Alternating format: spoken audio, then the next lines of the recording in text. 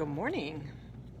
We are running low tech today. We are working from our original source of presentation, which was my phone. So we're working with that again today so some people can enjoy a holiday, would you say? I would say so, yes. Excellent. Thank you to George and Lori for all they've added every Sunday morning. Absolutely. So welcome to Unity Spiritual Center of Woodstock. Ooh, we get to introduce today. We do. We do. And today I'm going to tweak that a little bit. My name is Marypatriece Wendt as of 2 weeks ago. And I'm Reverend Tom Wendt. It's just good to be here today on this wonderful Sunday morning. Hello, everyone. Welcome. We're so glad that you're here, sharing your energy, sharing your time, sharing your heart with all the things that we're going to present today. And we hope that you are ready and open to having the gift that is meant to be yours come in and bless you. So let's begin with a prayer. Okay. All right, let's take a deep breath. Terrific. Settling into this time and place and space, we say, Divine Spirit, light of light, joy of joy, love of love. We know that the presence you bring is here with us, in us, moving us and expanding us. We open our minds and our hearts to new ideas and messages. We're so grateful for each and every person that is a part of this day today, as they bring new perspectives to us and through us. We know that today is a day of seeing, a day of believing, that there is more beyond what I know in my heart up to now.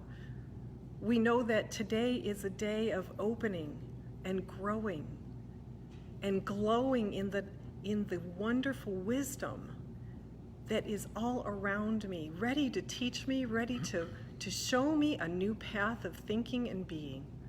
Thank you, God, for each and every person that is making this happen for me. Thank you, God, for every inspiration that is coming to me. And thank you for the moment that I have to breathe into for it all to happen. And so it is. Amen. Amen. So, shall we do our 5 unity principles? Let's do them. Good morning, welcome. Good to see you, Chanel. I can see you if I look through the right part of my glasses. Glad you are here. Keep coming. Nice to see you, Julie. Welcome. Okay, let's do our 5 unity principles. There is only one presence and one power in the universe and in my life, God, the good omnipotence. The Christ Spirit lives within me. Thoughts held in mind produce after their kind. I experience God's presence and power through prayer and meditation. I put my faith into action by demonstration. Welcome, welcome, and welcome to the people here in the sanctuary. Gil, Rena, Rev Ann, Stan and Mary, thank you for being here. Beth, good to see you all.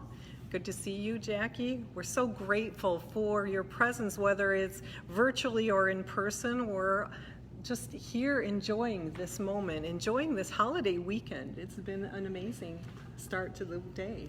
Beautiful start. Yeah, good to see you all here. Thanks for being here. And if you've ever tuned into this broadcast from Unity Spiritual Center Woodstock, you would know that we're a spiritual than religious group of people. Do you want to share a little bit about that? You know, I think today is going to be a great example of the talk, which is good and evil, and that I would say with traditional religion, good and evil are pretty well predefined. You know what's good and you know what's evil. The evil is often attributed to Satan or the devil. And we'll just present you with a different perspective about that during our talk. And that's all I'll say for now. I'll keep them waiting. Ooh, that's the hook. A little hook there. Are you feeling it? I hope so. Well, today also a little note about groups that are meeting that meet through our ministry. Many of them are starting to meet in person this week with a lot of safety measures in place. So if you are typically one that tunes into those, make sure you tune in this week and find out for sure if you can go to the building, because some are and some are waiting check in with your leader, and you can check out all of our groups online at very well. unitywoodstock.org.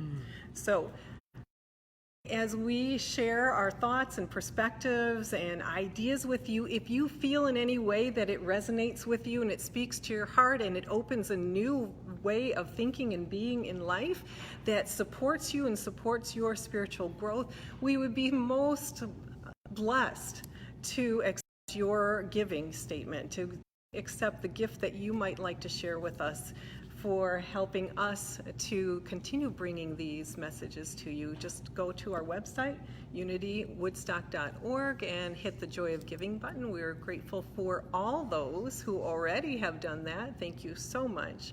It just empowers us to continue doing the thing that we love. So welcome. We're so grateful to have you. Thank you again. And so now we get to turn it back over to our wonderful musician, Ken Johnson, and all of the talents that he brings and the blessings that he shares with us. Take it away, Ken. And I'll move this over to you. Hold the phone. Hold the phone. Thank you. This is an original song that I wrote about a boy that came and joined us in 7th grade.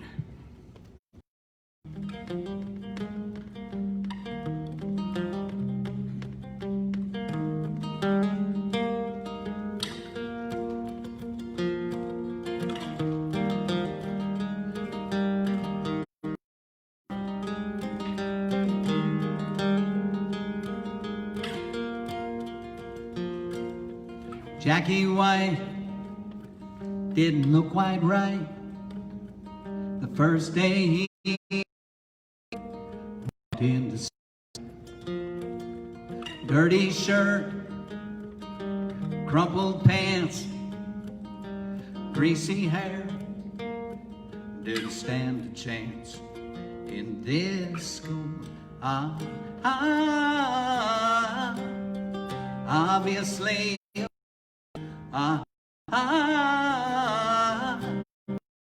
bullseye for ridicule. He could not send one kind word his way as he struggled through his day. Bus ride home, sitting all alone. Jackie's face turned to stone. Other children race up to their place, but when the bus pulled up Jackie's space, he walked slow, eyes looking low, as if he's got nowhere to go. As if things aren't much better there inside. Loneliness is cut and dry. There's hundreds of billions for sophisticated killing systems. Lives like Jackie White's don't get a dime. No one has the time.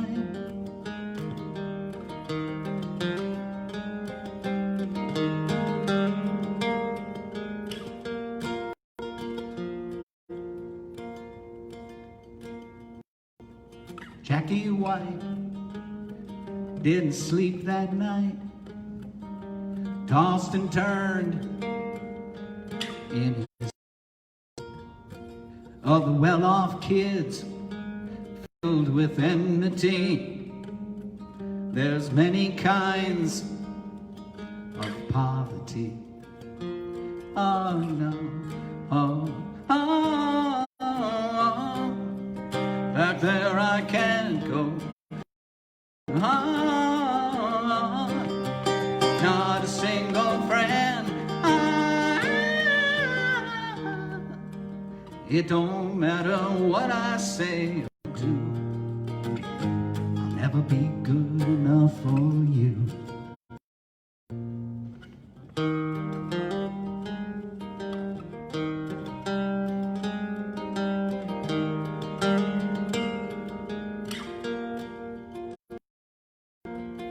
Jackie White didn't look quite right the first day he walked into sight.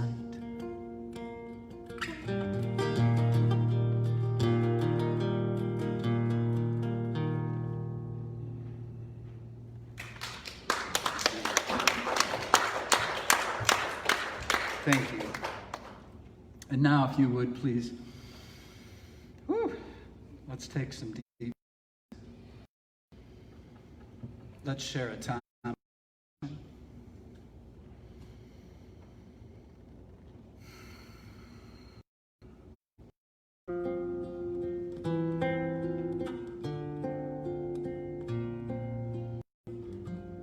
May the long sun shine upon you. All love surround you, and the pure light within you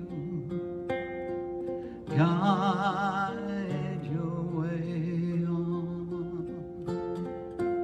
Guide your way on. May the long time sun shine upon you. All love surround you, and the pure light within you guide your way on.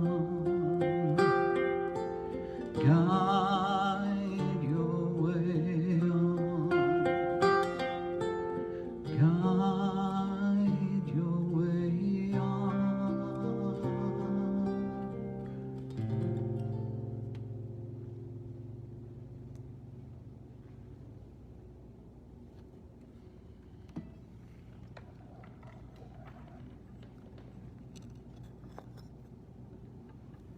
Let's take a deep breath. Move within. Releasing the thoughts that might be rolling through. We place them in the river of Source and allow it to take them away.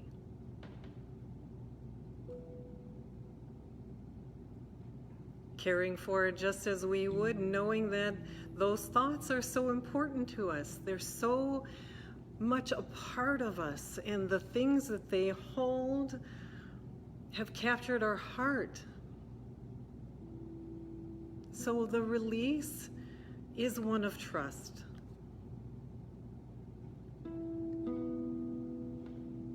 We know many of our thoughts define us. They define who we are and what we feel is so important. They show we care and that we love and that we know this is an important time.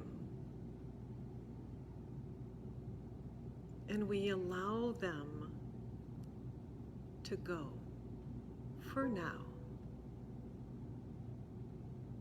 And we breathe.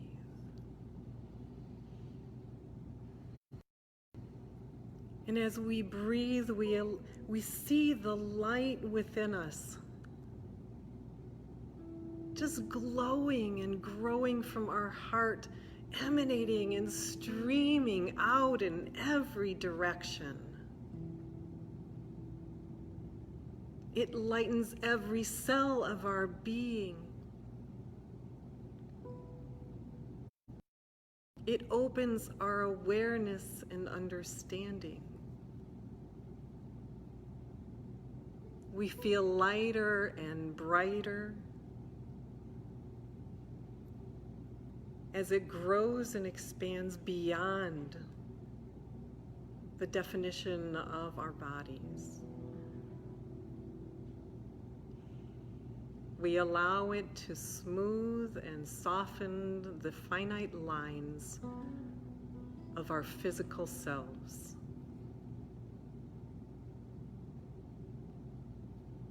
giving those lines the opportunity to relax, to expand, to disappear for now. And we allow our souls and our spirits to meld together with infinite source, taking on the view of life, the view of knowing the ultimate truths that exist within.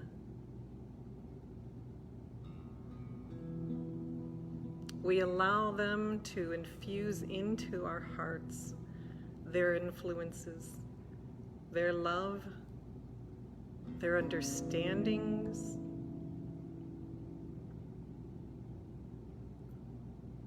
We allow them to change our ideas, our memories, our perceptions.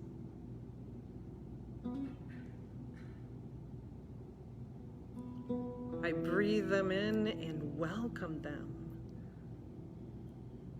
to hold me and to grow me in the knowing of what I am experiencing today.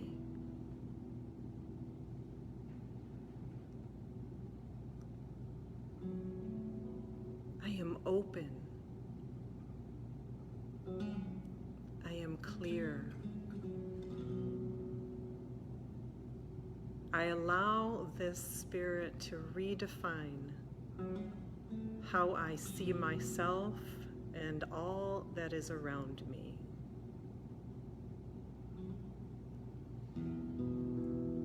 I'm so grateful for the guidance that shows me the way. I'm so grateful for the breath that gives me the day to make something new happen. Thank you, God. Thank you, Spirit. Thank you, life, for opening me to the possibilities that are beyond my awareness and allowing me to be changed by them in wondrous ways. And so it is. Amen.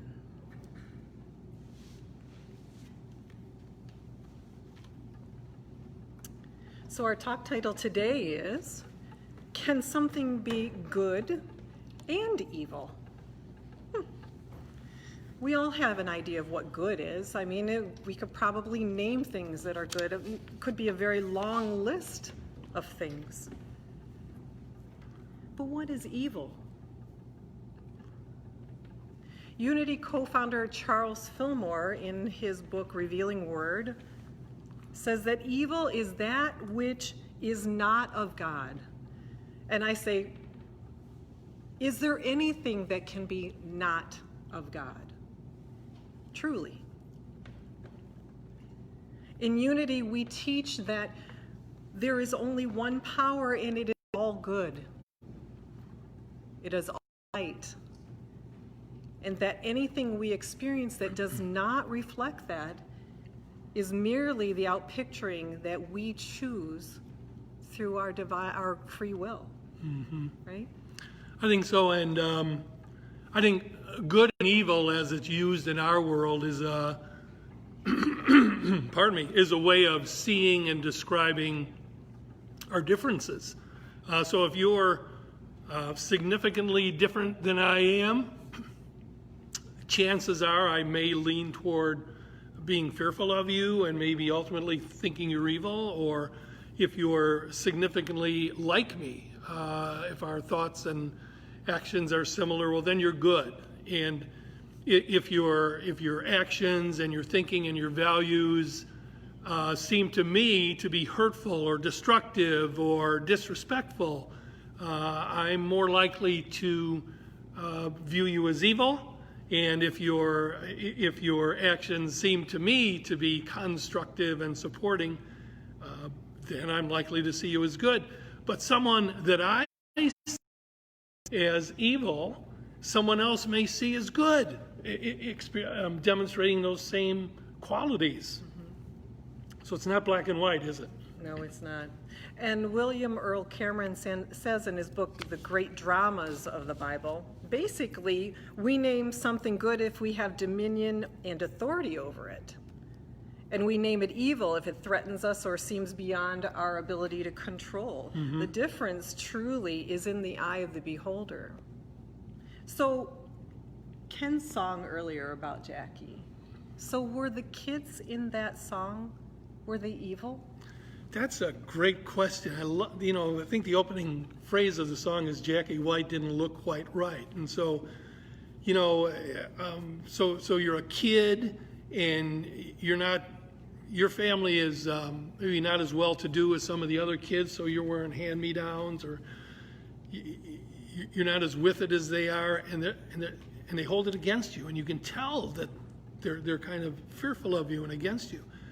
You might think they're evil. You might feel that these kids are bad kids. They don't like me. They tell your parents or not. That's a great question, and I think it shows how evil is kind of in the eye of the beholder. And in unity we say there is no power of evil. There's only one presence and one power: the power of God, the power of creation, the infinite power of the universe. Call it God, call it spirit, call it law. There's only one power. But how we use that power can be seen or felt as good or evil. And I find myself disagreeing with that line in the Quest where they said, dark aspects of humanity are the result of acting separately from God, not as part of God, but apart from God. We can't act apart from God. We are an expression of God, and however we use that power within us is how we use it. And then we or others determine whether it's good or evil, at least to me. So I wonder, what if there were an infinite number of possibilities that took us away from the presence of God in one direction, like a game, like a video game, or an infinite number of possibilities that take us towards that feeling of God? What if that is what we're looking at, that there are infinite possibilities in either direction that move us either closer to light or closer to the darkness, and we, through our experiences of growing up, or what we've been taught, or what we've been exposed to, and how it affected us, choose our place in that level of continuum? What if that's all we're looking at? And that the things that have shaped me and molded me, of course, are going to be different than yours. So what I might think as something really good, someone else might think, oh, that's horrible. How did you end up there? For instance, what I might think of, hey, I've got this house. Yeah, so it's got mice in it, so it's got cockroaches. But I was living on the streets. For me, I might be saying, oh my gosh, there's no way I would live there. That's just beneath what my experience says should be. And so my perception, my parameters of what is good and what is evil is set by what I've experienced and what I've learned or what I've adapted. So like your video game, so the video game is called The Continuum of Life, and something occurs or we see something and we press our mouse or our button to decide, okay, this is good, this is bad, kind of in the middle of the road, but that's for us. For the next person, it might be way over on this side or way over on that side. And, and in the Quest, they're very clear on this. All events, they say, are neutral, and it is our thinking that gives them their meaning. And it reminds me, when I first heard that, I was really resistant to that. And I'll explain why in a moment. But it reminds me of a song by Peter Mayer where he says, There are 100 billion galaxies, and within each of those 100 billion galaxies, there's 100 billion stars, and each of those 100 billion stars is 1,000,000 Earths. And I think what it does, it speaks to the vastness of the universe that we can't even imagine. If that's the case, how important is anything that happens here on Earth in the grand scheme of things, in the overall picture? And so, like when I hear all events are neutral, I recall, and I've shared this before, being in the funeral parlor at my dad's funeral. Inside the funeral parlor, of course, there's a lot of weeping and grieving and sadness and trying to celebrate the joy of life too. And then I remember stepping outside. I step outside and the world's just going on. I mean, people are driving by and people are walking by and they're shopping and they're talking. And to me, my dad's passing was not neutral. But yet, to the world at large, it was. And it was just a fact. And so when I first heard, well, everything's neutral, I thought, you mean someone dying is neutral? Well, our thinking gives it the meaning, it puts it on the continuum. But in the huge grand scheme of things, in these billions of galaxies, did my dad's passing make a difference? I don't know. In some ways, no. In some ways, not. Of course, to me, it certainly did. And I wanted the world to think it was important. That's for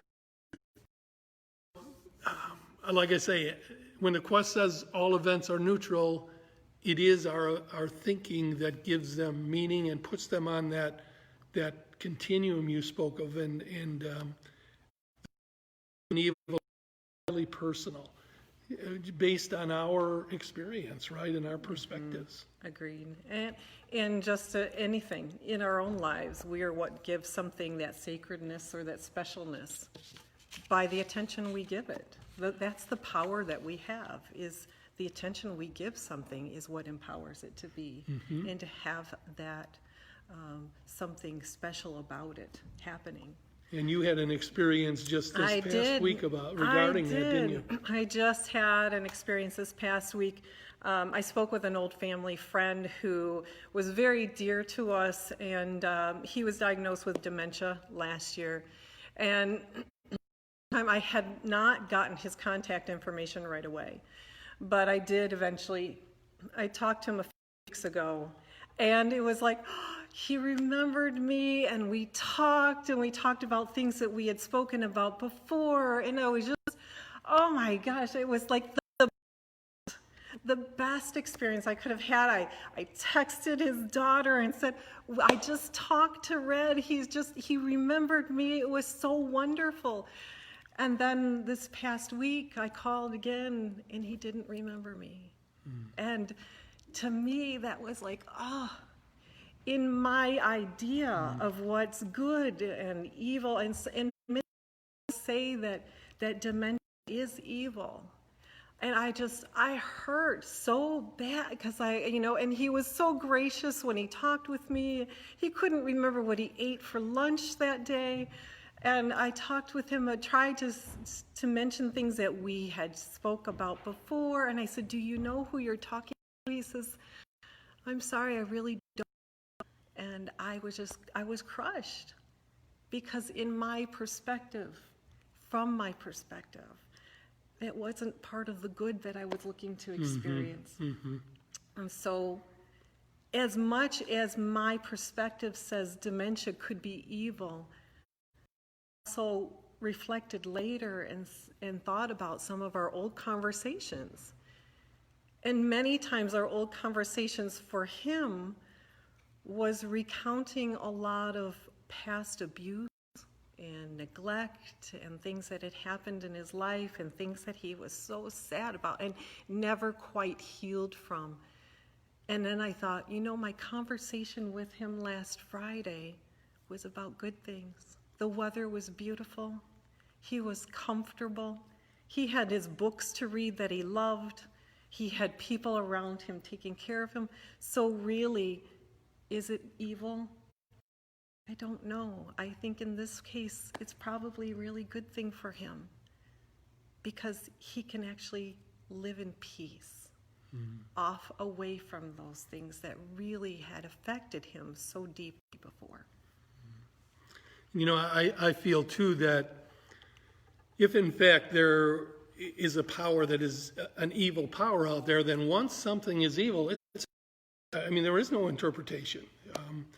And yet I personally have received significant good from psychotherapy at different times in my life. I changed, I grew, my life became better as a result. However, my family of origin at one time thought therapy like that was, well, evil might be a little strong, but it was not a good thing, that's for sure. I think they were fearful of it.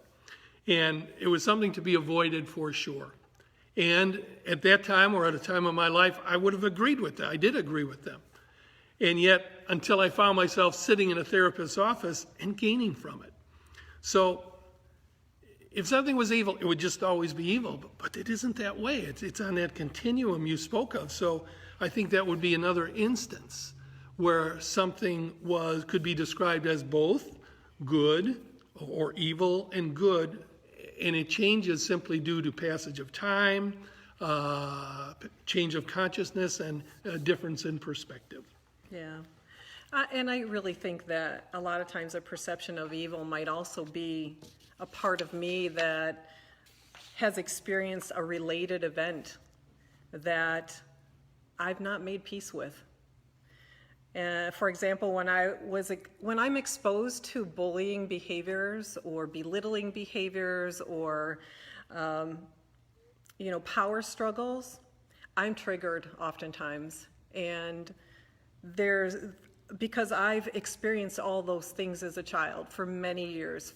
Like Jackie, I wore a lot of hand-me-down clothes, and it didn't work for people around me. They made fun of me, or my hair, or things. And as an adult, I may become angry and ready to react in really strong ways without meaning to. So some of these events could actually be happening to give me the heads up there's some healing to be done. So judging something as good or bad or evil or good is partly a product of our experience with that kind of action or activity. And in 12-step groups, they're fond of saying, if you spot it, you got it. And if something I see in others triggers me, it's a part of me that's being brought to my consciousness and saying, I want to be brought to the light. I want to be healed. Now, I'm not referring to heinous crimes that would turn any decent person's stomach. I'm talking about behaviors and attitudes that upset me, that I judge to be wrong, that, this guy doesn't know what he's talking about, this guy's a jerk. Or when I judge people, that's a part of me that I'm seeing that is asking to be brought to the light and healed, because I couldn't spot it if I didn't have it. And so that's, I think, another idea where that continuum you talked about is really a product not of some predetermined set of values or something, but it's all about my thinking and my experiences. Mm-hmm.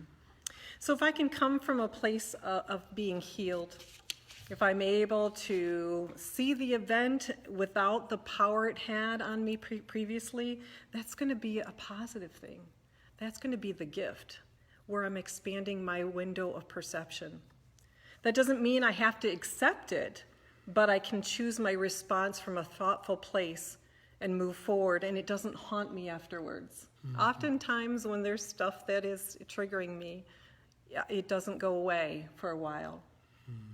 This is important to also apply when I'm listening to others.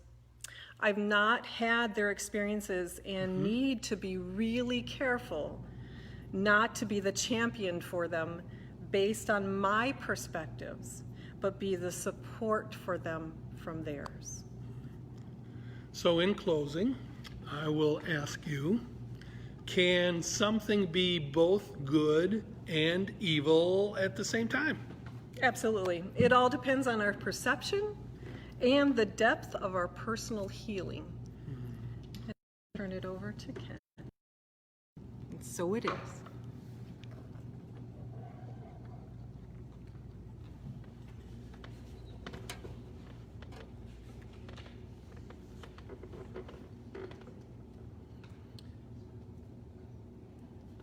As Tom mentioned in his talk, this is a Peter Mayer song that I'm going to play, called My Soul.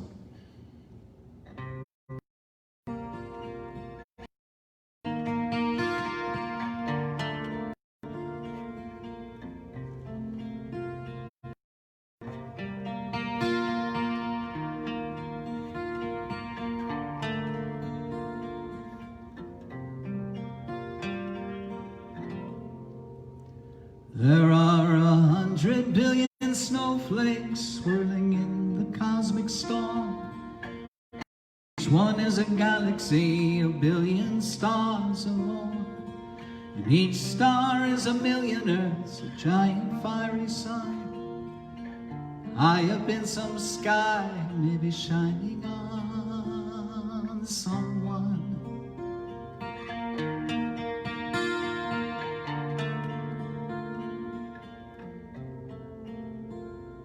And deep inside a snowflake, I am floating quietly. I am infinitesimal, impossible to see. Sitting in my tiny kitchen, in my tiny home, staring out my window at a universe of snow.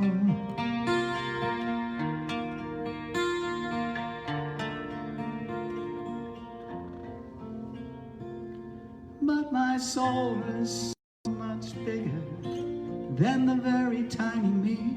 It reaches out into the snowstorm like a net into the sea, out to all the lovely places where my body cannot go. I touch that beauty and embrace it in the bosom of my soul.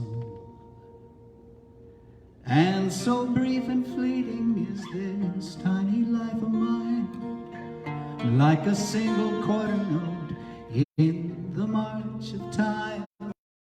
Soul is like the music, it goes back to ancient days, back before it wore a human face, before it bore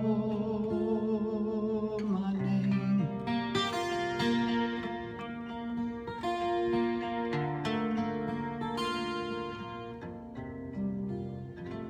Because my soul is so much older than the evanescent me, can describe the dawn of time like a childhood memory.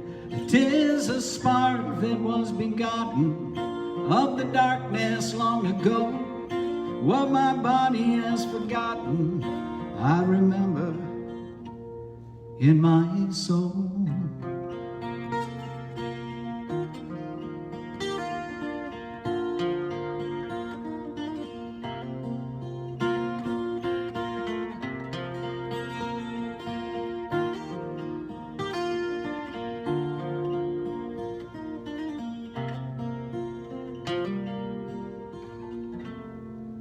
So we live this life together, my giant soul and tiny me, one resembling forever, one like smoke upon the breeze, one a deep abiding ocean, one a sudden flashing wave, counting galaxies like snowflakes.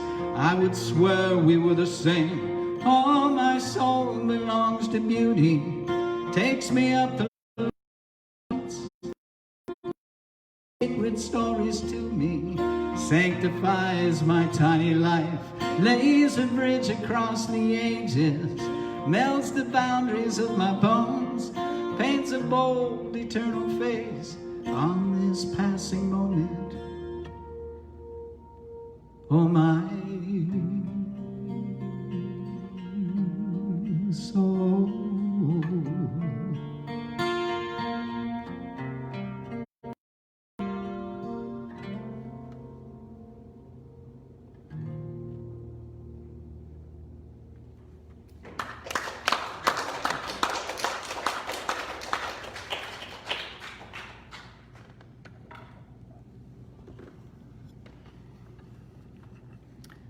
Thank you, Ken. Thank you. Ken Johnson, thank you. Wow. It's like I could just melt into that song and stay there for a while. How about you? That song is good.